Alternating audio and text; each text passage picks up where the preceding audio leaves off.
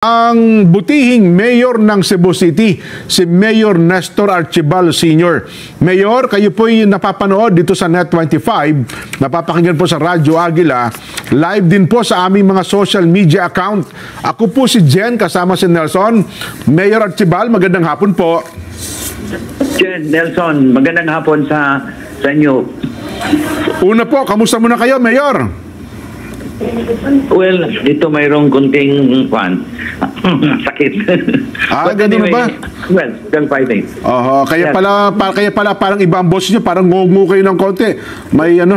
Ay, pero pangalawa po, kamusta muna ang buong Cebu City matapos po ang pananalasa ni Bagyong Tino? Yes, actually ngayon, ang focus natin is yung pagbalik sa power, balik sa water, at saka yung mga hospitals kailangan mayroon ng power at saka yung communications. Opo. Regarding sa power, as of today, 73% na ang naka-energize. Then sa water, 62%. Ang hospitals may power na lahat. Now sa communications, basically, well, sa smart, 75 pa sila percent, and sa Globe, 100%. So that's the scenario doon sa utilities. Sa casualties naman, sorry, casualties naman, ang recorded na casualty is 32. Buong Cebu City lang po yan, 32 ang patay. Yes. And then mayroong 5, 6, 7 missing. Pero may mga barangay pa po ba kayo, karsada, na hindi pa nadadaanan sa mga oras na ito, Mayor? Okay, dito sa city, 100% na wala nang problema. Opo. Dito sa may mountain area. Ilan ba? Opo. 1, 2, 3, 4, 5, 6, 7, 8, 9. So wala. So about 1, 2, 3. So about 14. The main roads sa mountain and hindi pa. But we are trying to push. We're trying to push this very hard na sana within the next 3 days matapos na ito. Aywan ko lang, yung napinapakitang video na, yun bang mga malalaking bahay, subdivision, yan ba sa Cebu City o hindi po sa Cebu City yung mga video nakikita namin, Mayor?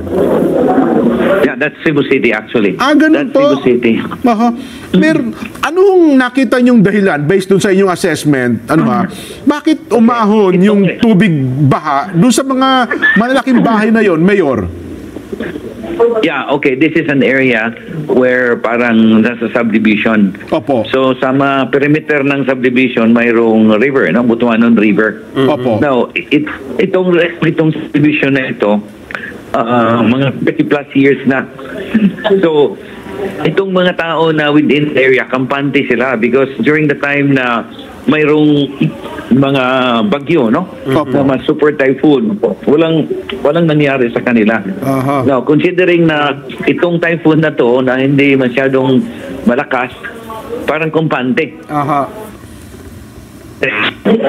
Aside from the wind, yung wind hindi masyadong malakas, yung rainfall talagang malakas. So, ang mayroong flood control, mayroong call that as the retaining wall somewhere dito sa subdivision nag-collapse. Nag-collapse. So ang nangyari, yung tubig gumapaw doon sa subdivision. Kaya nga yung mga first floor na bahay, ang mga tao nandoon sa bubong, and the other one sinira nila yung kisame, yung manhole. Pumunta sila sa kisame. Buti na lang hindi naalapawan yung kisame. Sa halip, yung flood control sa halip na makatulong, naging pahamak pa dahil inipon niya yung tubig papunta dun sa mga bahay, Mayor? That's correct. Yes. Yeah. So yung tinitingnan pa natin ngayon kung sino talaga ang naggawa para malaman natin. But yun ang focus natin muna, i-clearing yung main roads para sa makadaan yung mga emergency vehicles, yung mga water vehicles, saka yung mga food na magdala ng mga relief goods sa within that area. Kasi malalaki yun. Mga 400 plus and minus 400 kabahay. Kung hindi po nasira yung retaining wall, sa lakas po ng tubig, Mayor, hindi kaya ganun katindi rin ang magiging pinsala? Of course, wala. Hindi makapasok yung tubig. Dire-diretso lang. Oo. Kaya makikita natin, Mayor, may current no? Malakas yung agos dahil daanan na talaga. Dapat dun yung sa ilog. Sa ilog River. Sa ilog. That's correct. Kaya ang nangyari, na umapaw yung nangyari, nag-collapse. So, yung mga tubig na extra pumunta doon sa kuan. Pumunta doon sa subdivision. Doon na dumaan. Doon na dumaan. That's correct. Nag-overflow. Ang overflow. Pero, well, kasi ang balita dito sa Metro Manila, yun ba'y bahagi nung 26 billion pesos na flood control projects na pinagdaanan daw po ng pondo? Mayor? I would not say that right now. But tinitingnan pa. Actually, mayroong DNR, mayroong DPWH na tingin na ngayon dito sa flood. I'm sure mayroong flood control projects ito. Ayun. Ano na po ang tulong na ipinagkaloob natin, partikular na po sa mga taong ito, Mayor? Well, ang tulong doon sa bundok, we're asking sa DPWH na tulungan tayo na yung mga bridges, 3 bridges na malalaki na nag-collapse din, matulungan kasi para mapasabol yung area papunta sa bundok, sa mountain area. So, ngayon ang motorcycle lang So, yun ang medyo difficult ang situation doon sa bundok.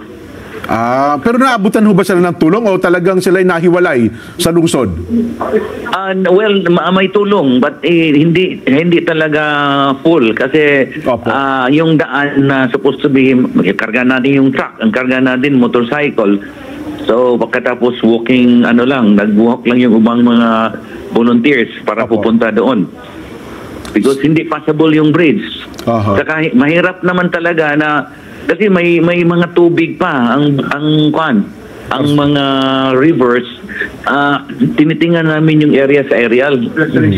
Ang nangyari basically hindi yung mga spring, lumalabas yung mga spring supposed to be ng spring ang area. Probably because of the may kunting lindol at pagkatapos bagyo nag-open yung mga spring. Mayor, nakikinig po ang national government, ang atin mga kababayan.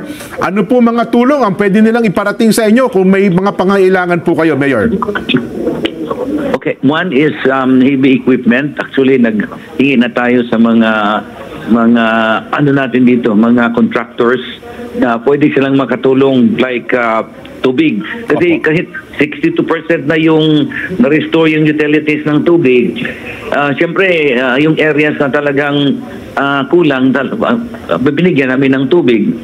Now, the other thing is tubig na for washing or para laba, and the other one is yung tubig na parang inom, para drinking water.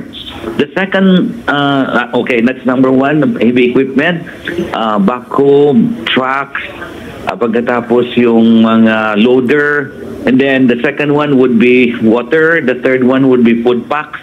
Kasi nahirapan kami for the last 2 days, yung mga food packs na para luto na, hindi kami maka-order because walang power, walang tubig. So ngayon medyo na mayroon na, so unting-unting maka-produce na yung mga supplier natin. But I think we need pa because right now what we're trying to do is to use some of the schools as evacuation area. Ngayon yung schools gagamitin na sana. So parang press kami na kailangan maghanap ng area. So the other thing that we need is from tents. Mga tents sana na maka-transfer namin sila sa ground from the school. Kasi ano na rin yung school gusto na nilang magklase. Opo. Anyway, Mayor. Yeah. Opo. Anyway, Mayor, medyo kinakapos na kami ng oras. Makikipag-unayan pa po kami sa inyo. Marami pong salamat, Mayor. Ingat po kayo dyan. Ano po? Maraming salamat din. Opo. Maraming salamat.